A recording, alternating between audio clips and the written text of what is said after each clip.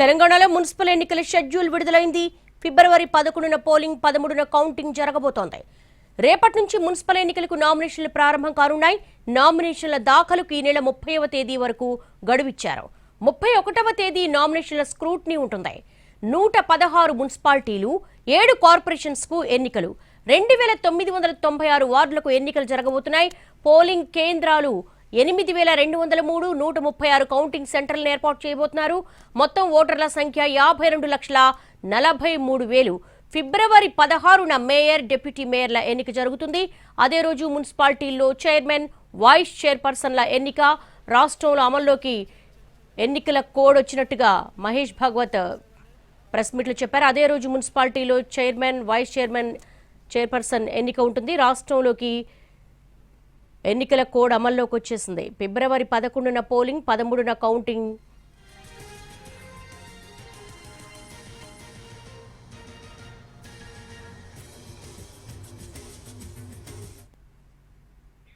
తెలంగాణలో మున్సిపల్ ఎన్నికల షెడ్యూల్ విడుదలైంది. దీనికి సంబంధించి మోర్ డీటెయిల్స్ మా ప్రతినిధి సుధీర్ అడిగి తెలుసుకుందాం. సుధీర్, కొద్దిసేపటి క్రితమే ప్రెస్ మీట్ పెట్టారు. తెలంగాణ మున్సిపల్ ఎన్నికల షెడ్యూల్ విడుదలైంది. దీనికి సంబంధించిన మోర్ అప్డేట్స్ ఏంటి? రాష్ట్రంలో తక్షణమే ఎన్నికల కోడ్ అమల్లోకి వచ్చింది. కాసేపు క్రితమే మున్సిపల్ ఎన్నికలకు సంబంధించిన షెడ్యూల్ని కూడా విడుదల చేయడం జరిగింది. రేపు ఉదయం నుంచి కూడా నామినేషన్ల ప్రక్రియ ప్రారంభమవుతుందని చెప్పేసి కూడా ఎన్నికల కమిషన్ స్పష్టం చేసింది. జనవరి 31వ తేదీ నాటికి నామినేషన్ల గడువు కూడా ముగుస్తుందని కూడా చెప్పడం జరిగింది. ఫిబ్రవరి 11న పోలింగ్ ఉంటుంది, 13న కౌంటింగ్ ఉంటుంది. అదేవిధంగా 14కు సంబంధించి చూసినట్లయితే ఫిబ్రవరి 14న ఎవరైతే గెలుపొందిన వారిలో మేయర్లు కావచ్చు, డిప్యూటీ మేయర్లు కావచ్చు, అదేవిధంగా చైర్మన్లు, వైస్ చైర్మన్ల ఎన్నిక ప్రక్రియ ప్రారంభమవుతుందని చెప్పేసి కూడా ఎన్నికల కమిషన్ స్పష్టం చేసింది. సుమారు 52 లక్షల పైచిలకు ఓటర్లు తమ ఓటు హక్కును వినియోగించుకున్నారు. 116 మున్సిపాలిటీలు, అదేవిధంగా 7 కార్పొరేషన్లకు సంబంధించి 2996 వార్డుల్లో ఎలక్షన్ నిర్వహిస్తామని చెప్పేసి ఎన్నికల కమిషన్ స్పష్టం చేసింది.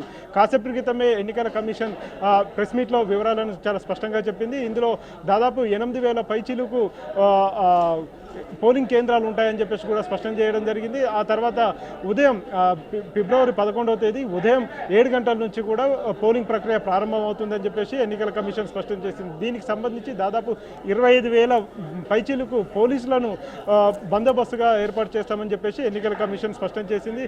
అయితే ఫిబ్రవరి 14, 15 ఈ 2 రోజుల్లోనే మొత్తంగా పూర్తి ఎన్నికలకు సంబంధించిన ప్రక్రియ పూర్తయ్యే అవకాశాలు అయితే కనిపిస్తున్నాయి.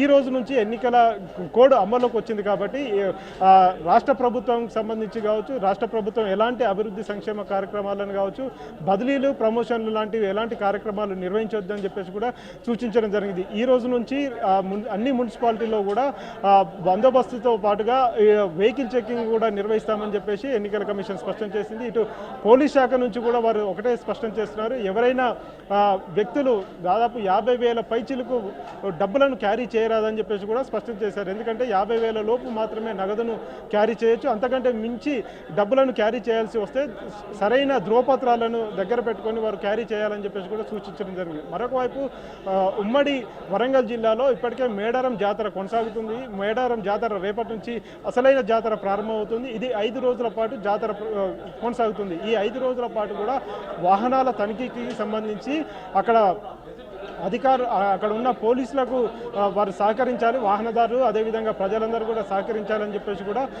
ఎన్నికల కమిషన్ స్పష్టం చేసింది. ప్రశాంతమైన వాతావరణంలో ఎన్నికలను కండక్ట్ చేసుకోవడానికి ప్రతి ఒక్కరూ సహకరించాలని చెప్పేసి కూడా ఇటు రాజకీయ పార్టీలను అదేవిధంగా ప్రజలను, ఓటర్లను కూడా విజ్ఞప్తి చేసిన పరిస్థితి కనిపిస్తుంది. గతంలో 85% పోలింగ్ నమోదైంది. ఇప్పుడు 85%కి పైగా పోలింగ్ నమోదు కావడానికి జిల్లా కలెక్టర్లు కావచ్చు, ఆర్వోలందరూ కూడా కృషి చేయాలని చెప్పేసి కూడా సూచించడం జరుగుతుంది. 53 లక్షల మంది ఓటర్లలో 25 లక్షల మంది పురుష ఓటర్లు, 26 లక్షల మంది మహిళా ఓటర్లు ఉన్నారని చెప్పేసి కూడా ఎన్నికల కమిషన్ స్పష్టం చేసింది. అయితే రాష్ట్రంలో ఇప్పటికిప్పుడు ఎన్నికల కోడ్ అమల్లోకి వచ్చింది కాబట్టి ఇక అభివృద్ధి సంక్షేమ కార్యక్రమాలన్నీ కూడా దాదాపు 15 రోజుల పాటు ఆగిపోయే అవకాశాలు అయితే కనిపిస్తున్నాయి. యథావిధిగా గవర్నమెంట్ అడ్మినిస్ట్రేషన్ వ్యవహారాలన్నీ కూడా కొనసాగుతున్నప్పటికీ ఇటు ఎలక్షన్లకు సంబంధించిన ఏర్పాట్లు కూడా చకచకనే జరుగుతూనే ఉన్నాయి. ఇది బ్యాలెట్ పద్ధతిలో జరుగుతున్నాయి. ఎందుకంటే 2000 గతంలో జరిగిన ఎలక్షన్స్ ఏవైతే ఉన్నాయో అప్పుడు కోవిడ్ కారణంగా బ్యాలెట్ పద్ధతిలో ఎలక్షన్ నిర్వహించాల్సి వచ్చింది. ఎందుకంటే ప్రతి ఒక్కరు ఈవీఎంలను టచ్ చేసిన తర్వాత మరొకరు టచ్ చేసే అవకాశం ఉంటుంది. కాబట్టి అప్పుడు ఈవీఎంలను కాకుండా బ్యాలెట్ పద్ధతిలో ఎన్నికలను నిర్వహించారు. ఇప్పుడు కూడా సేమ్ అదే పద్ధతిని తీసుకురావడం జరిగింది. దీని ద్వారా కొంత ఆలస్యమయ్యే అవకాశం ఉన్నప్పటికీ కూడా ఒక్కొక్క పోలింగ్ కేంద్రంలో కేవలం 700 నుంచి 800 మంది ఓటర్లు మాత్రమే తమ ఓటు హక్కును వినియోగించుకునే అవకాశం ఉంటాయి. వారందరికీ కూడా తగిన సమయాన్ని కేటాయిస్తాం కాబట్టి ఎలాంటి ఇబ్బంది ఉండదని చెప్పేసి ఎన్నికల కమిషన్ స్పష్టం చేస్తుంది. ఉదయం 7 గంటలకు ప్రారంభమయ్యే పోలింగ్ ప్రక్రియ సాయంత్రం 5 గంటల వరకు కూడా కొనసాగుతుంది. ఆ తర్వాత ఫిబ్రవరి 13న ఉదయం 8 గంటల నుంచి కౌంటింగ్ ప్రక్రియ ప్రారంభమవుతుందని చెప్పేసి కూడా ఎన్నికల కమిషన్ స్పష్టం చేసింది. దాదాపు 130 కౌంటింగ్ సెంటర్లను కూడా ఏర్పాటు చేసినట్టుగా కూడా ఎన్నికల కమిషన్ స్పష్టం చేసింది. ఎన్నికల అధికారులకు ఇప్పటికే దాదాపు 2 సార్లు ట్రైనింగ్ కూడా ఇవ్వడం జరిగింది. ట్రైనింగ్ కూడా పూర్తయిపోయింది. ఎక్కడ ఎలాంటి అవాంఛనీయ సంఘటనలు, ఎలాంటి గందరగోళం, పొరపాట్లు జరగకుండా ఎన్నికలు నిర్వహించేందుకు ప్రయత్నాలు చేస్తున్నారని చెప్పేసి ఎన్నికల కమిషన్ స్పష్టం చేస్తుంది. ఓటర్లందరూ కూడా తమకు సహకరించాలని చెప్పేసి కూడా ఎన్నికల కమిషన్ విజ్ఞప్తి చేసింది. 133 మున్సిపాలిటీలు రాష్ట్రంలో ఉంటే అందులో కొన్ని వివిధ కారణాల చేత వాటికి ఎన్నికలు నిర్వహించడం లేదు. సుమారు 15 నుంచి 18 మున్సిపాలిటీలకు ఎన్నికలు నిర్వహించడం లేదని చెప్పేసి ఎన్నికల కమిషన్ స్పష్టం చేసింది. అయితే అందులో కేసులు ఉన్నాయి. కొన్ని మున్సిపాలిటీలకు సంబంధించి కేసులు హైకోర్టులో పెండింగ్లో ఉన్నాయి. మరికొన్ని పదవీ కాలం ముగియలేదు వాటికి. ఎందుకంటే గతంలో ఆలస్యంగా వాటికి ఎన్నికలు జరిగాయి కాబట్టి ఆలస్యంగా ఎన్నికలు జరిగిన మున్సిపాలిటీలు ఏవైతే ఉన్నాయో వాటన్నిటికీ కూడా ఇంకా సమయం ఉంది. వాటిని నెక్స్ట్ ఫేజ్లో జిహెచ్ఎంసీ ఎలక్షన్స్తో పాటుగా మరికొన్ని ఎలక్షన్స్ ఉన్నాయి కాబట్టి ఆ సమయంలో ఎన్నికలు నిర్వహించే అవకాశం ఉన్నాయని చెప్పేసి అయితే ఎన్నికల కమిషన్ స్పష్టం చేస్తుంది. దేవి, మున్సిపల్స్లో సత్తా చాటాలని ఏ పార్టీకి ఆ పార్టీ ఉవ్విళ్ళూరుతున్న సమయంలో పార్టీల ప్రిపరేషన్స్ ఏ విధంగా ఉంటుందంటారు? ఖచ్చితంగా గడిచిన 2 వారాల నుంచి అంతకంటే ముందు నుంచి కూడా ఎన్నికలు వస్తాయని చెప్పేసి ప్రతి ఒక్క రాజకీయ పార్టీ దీనికి ఏర్పాట్లు అయితే చేసుకుంటుంది. ఇందుకు సంబంధించి రాష్ట్ర ఎన్నికల కమిషన్ గడిచిన పలు దఫాలుగా కూడా ఆయా రాజకీయ పార్టీలతోటి కొన్ని సన్నాహక సమావేశాలను కూడా ఏర్పాటు చేయడం జరిగింది. ఎందుకంటే వారి దగ్గర నుంచి కొన్ని సూచనలు, సలహాలు తీసుకునే ప్రయత్నం అయితే చేసింది. పంచాయతీ ఎన్నికల్లో జరిగిన పొరపాట్లు మున్సిపల్ ఎన్నికల్లో మళ్ళీ జరగకుండా ఉండేందుకు రాజకీయ పార్టీలు ఇచ్చే సూచనలను పరిగణలోకి తీసుకోవాలని చెప్పేసి ఎన్నికల కమిషన్ భావించింది. ఎన్నికల కమిషన్ ఎప్పుడైతే రాజకీయ పార్టీలతోటి సమావేశాలు ఏర్పాటు చేసిందో అప్పటి నుంచే ఆయా ఎన్నికల కోసం వారంతా సన్నద్ధం అవుతున్న పరిస్థితి కనిపిస్తుంది. ఇప్పటికే మనం చూస్తున్నాం అధికార పార్టీతో పాటుగా ప్రతిపక్ష పార్టీలన్నీ కూడా సన్నద్ధత సమావేశాలు కూడా ఏర్పాటు చేసుకోవడం జరిగింది. వారు ఇప్పటికే వారి అభ్యర్థులను ఎంపిక చేసుకునే ప్రక్రియను కూడా ప్రారంభించారు. ఇక దీనికి సంబంధించి చూసుకున్నట్లయితే చాలా తక్కువ సమయం కూడా ఉంది. కేవలం 3-4 రోజుల్లోనే నామినేషన్ల ప్రక్రియ ముగిసే అవకాశం ఉంది. రేపు ఉదయం నుంచి నామినేషన్ల ప్రక్రియ ప్రారంభమవుతుంది.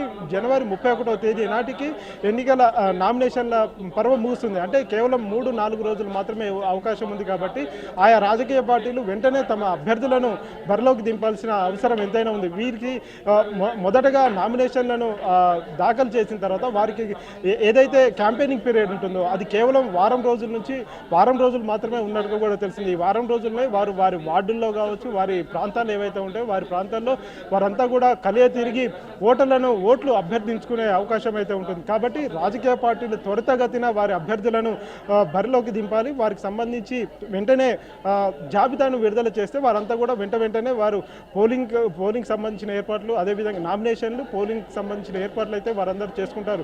అయితే ఇప్పటికీ మనం చూసుకున్నట్లయితే వారికి సంబంధించి గతంలో ఎవరైతే ఎన్నికల్లో పోటీ చేసి వాటికి సంబంధించిన ఖర్చులను అందజేయలేదో ఎన్నికల కమిషన్కు అందజేయని వారిని అనర్హులుగా కూడా గుర్తించడం జరిగింది. ఇందులో అధికార పార్టీకి సంబంధించిన అభ్యర్థులు ఉన్నారు, ప్రతిపక్ష పార్టీలకు సంబంధించిన అభ్యర్థులు ఉన్నారు. వారందరినీ కూడా అంటే ఎవరైతే ఖర్చులను రాష్ట్ర ఎన్నికల కమిషన్కు సబ్మిట్ చేయలేదో వారందరినీ కూడా అనర్హులుగా ప్రకటించడం జరిగింది. వారంతా మళ్ళీ ఈ ఎన్నికల్లో పోటీ చేయడానికి అనర్హులు అని చెప్పేసి ఇప్పటికే వారి జాబితాను రాష్ట్ర ఎన్నికల కమిషన్ వెబ్సైట్లో పొందుపరచడం జరిగింది.